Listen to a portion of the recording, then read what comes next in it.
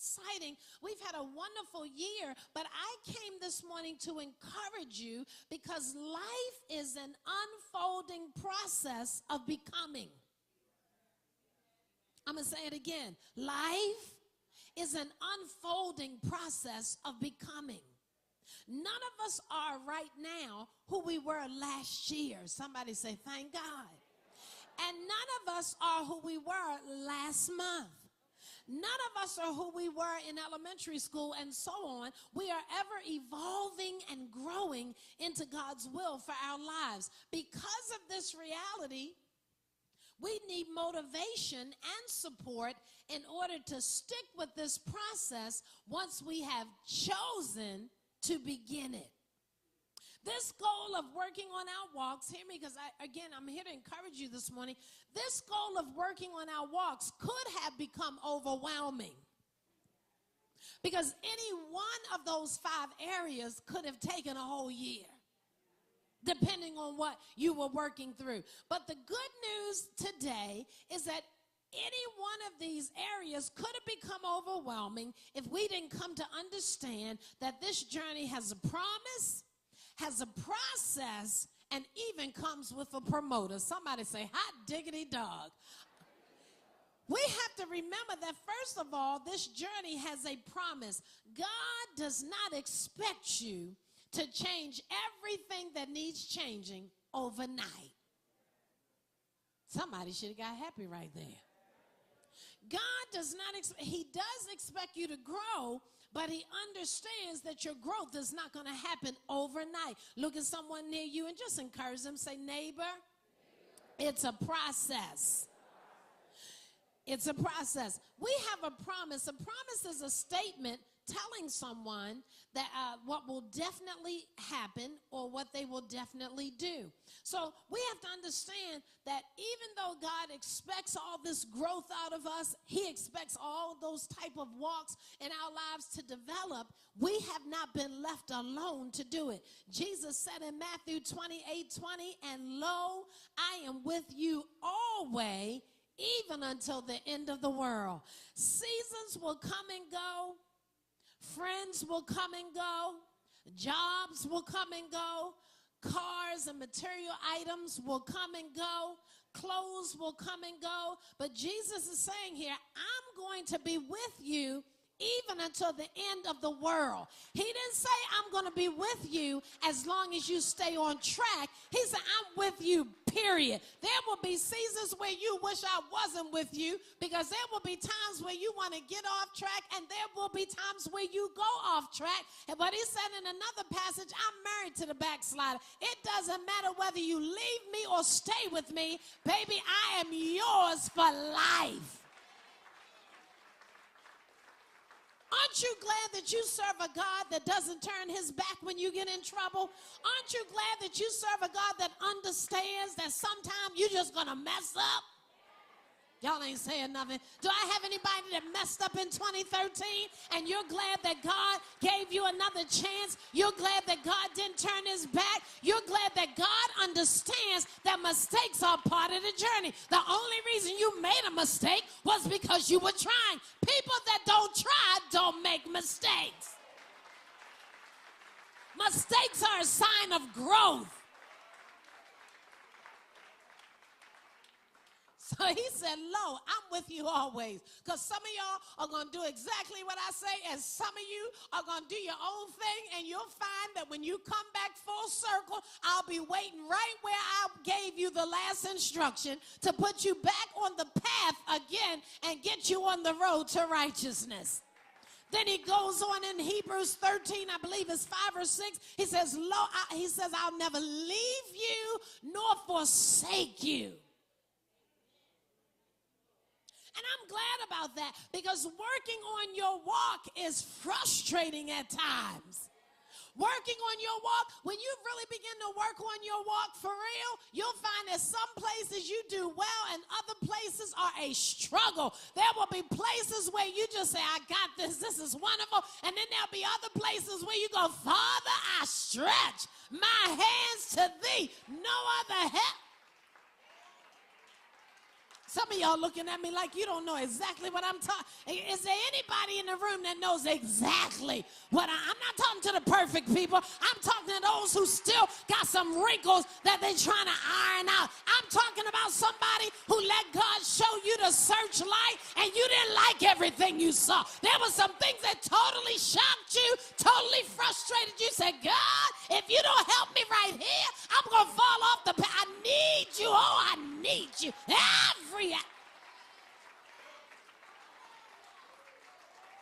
And his answer was, lo, I'm with you always. I was there when you fell, and I'll be there to pick you back up. I'm not going to let the enemy have his way over you.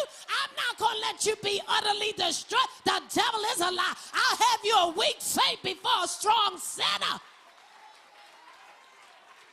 Yeah!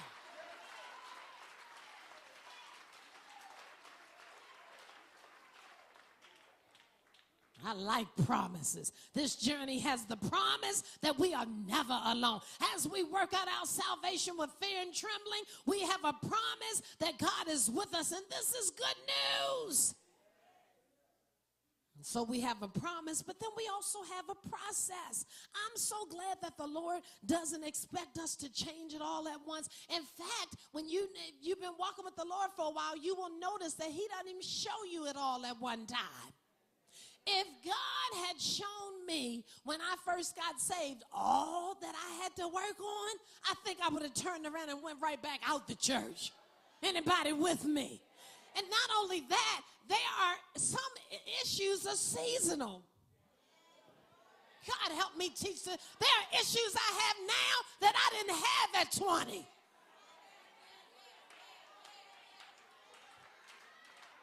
There's some temptations I have now that weren't temptations back then.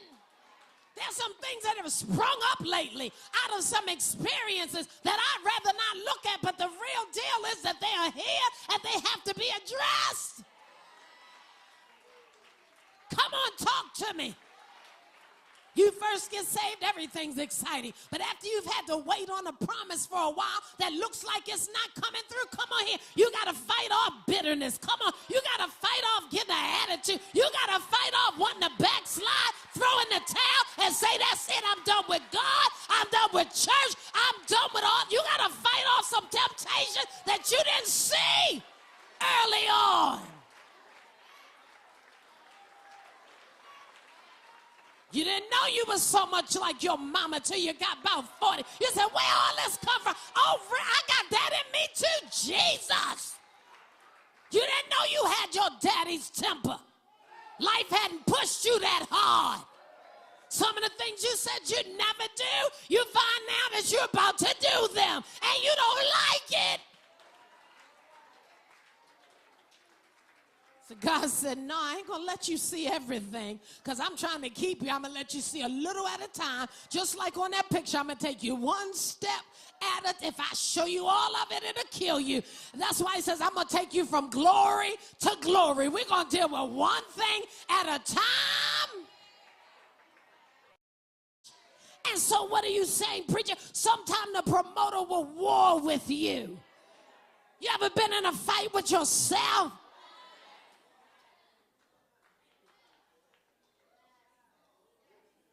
Promoter said, I ain't moved by your situation. You don't know where I came from.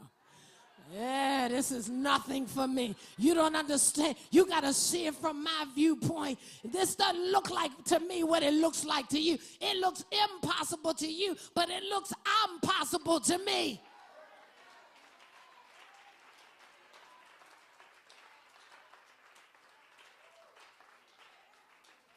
It's the Holy Ghost. It's the Holy Ghost. When the journey contains hurt and injured feelings. Y'all know about that? Sometimes the people you love the most will hurt you, lie to you, and betray you. Shouldn't be so, but it is. And it's the Holy Ghost. When the journey contains hurt and injured feelings, oh God, he promotes our well-being even in those seasons. Now, come on here, when you look back over your life, I'm almost done, believe it or not.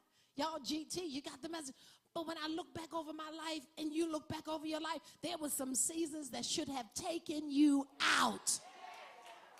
Come on here. If the devil had his way, you'd have been done by now. If the devil had his way, you wouldn't be able to lift your hands and worship like you are right now. If the devil had his way, you wouldn't have a good thing to say about God again ever. But the devil didn't get his way because the promoter is still in business, because the promoter never fails, because the promoter said, I will be in you like a well of water springing up into life. Look at your neighbor and say, the devil, say it, the devil is not going to have his way with me, because I got a promoter. I got an assistant. There's somebody on my side.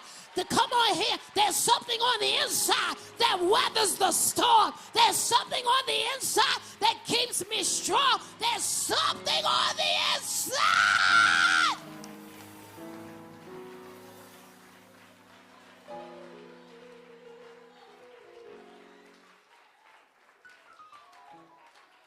Go on and worship your promoter. Come on. Why don't you just give the Holy Ghost some thanks for all the ways he kept you just this year? Why don't you lift your hands, come on, and edify yourself right now.